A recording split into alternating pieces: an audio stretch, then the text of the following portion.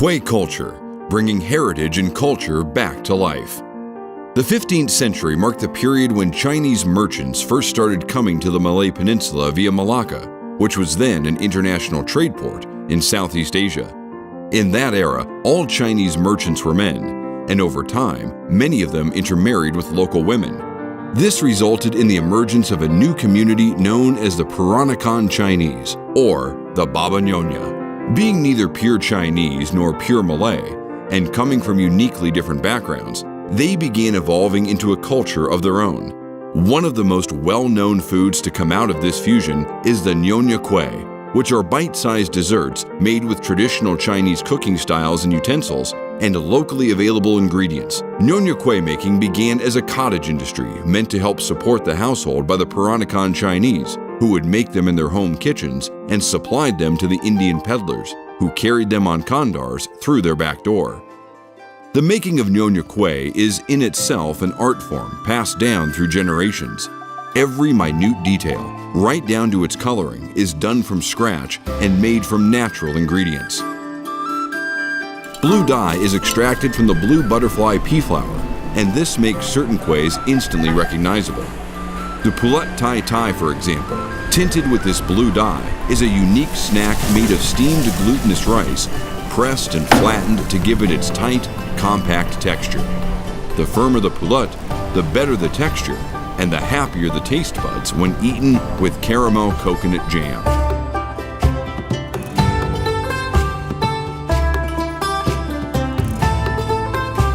The most authentic and tasty kuihs have one thing in common: coconut milk, which is squeezed out from freshly scraped and grated coconut flesh. The kuih talam, with its signature white-on-green layering, is a delicious example which blends the smooth taste of coconut milk and the aromatic green dye from pandan leaves. Kuih talam has a very unique taste. The saltiness of the white and the sweetness of the green fill a person's mouth at the same time with a single bite. This peculiar yellow mixture in the wok is in the process of being made into kuih bengka ubi, which consists primarily of yellow tapioca shavings.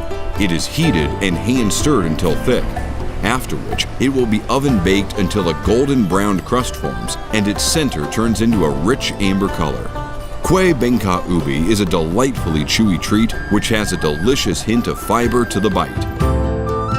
Rice flour is another key element in Nyonya Kuih making. Kuih culture freshly hand grinds our own rice flour in the making of the famous kuih lapis, the steamed layer cake. Every layer of the pandan and coconut milk infused batter is individually steamed to achieve its springiness before another layer is poured on top. Usually, 9 layers are laid before it is deemed complete. The beauty of the kuih lapis is one can easily peel away layer by layer of this springy rice cake. Kuih lapis is definitely the most recognizable of all kuihs. Ungku kuih, directly translated as red tortoise cake due to its shape, is a steamed glutinous dessert with a sweet mung bean paste filling. Wooden molds are still used up to today to give it shape and insignia before being put on banana leaves to be steamed. Red represents auspiciousness. It's a kuih used for cultural celebrations and religious prayers. Don't let the red fool you. It doesn't taste as sweet as the paste it contains. As coconut, pandan leaves, and palm sugar are the hallmark of Nyonya flavors, the next 2 kuih variants, using almost the same ingredients, produce surprisingly different experiences when eaten. Fragrant pandan leaves also contributes to the green coloring in most kuihs. Imagine its fragrance being infused into the glutinous dough of the kuih kochi. The filling of the kuih kochi is a delightful blend of grated coconut, cooked with palm sugar, giving it its unique sweet and fragrant taste like no other. These carefully stuffed glutinous balls will then be steamed to perfection. Kuih kochi is always served wrapped in banana leaves, which makes it smell even better. Chewy on the outside, sweet and fibrous on the inside.